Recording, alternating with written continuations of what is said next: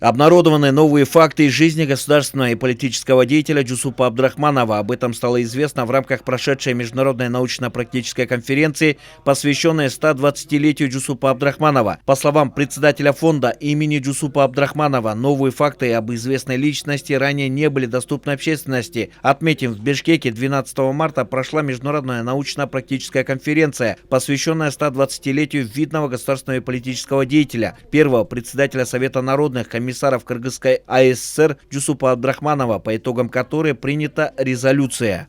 Джусуп Абдрахманов, Кыргыз Республикасынын негиздөөчүлөрүнүн бири. На международной научной конференции были подготовлены более 34 научных статей. Все доклады спикеров и подготовленные статьи имеют глубокий и особенный смысл. Более того, на конференции были озвучены и обнародованы новые факты из жизнедеятельности Абдрахманова.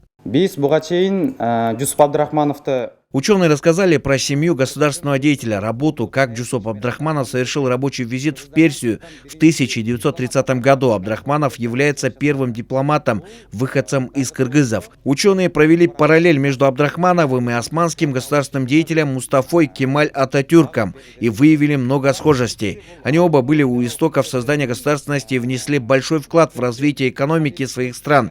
К сожалению, Ататюрка знает весь мир, а известность Абдрахманова ограничивается границами СНГ.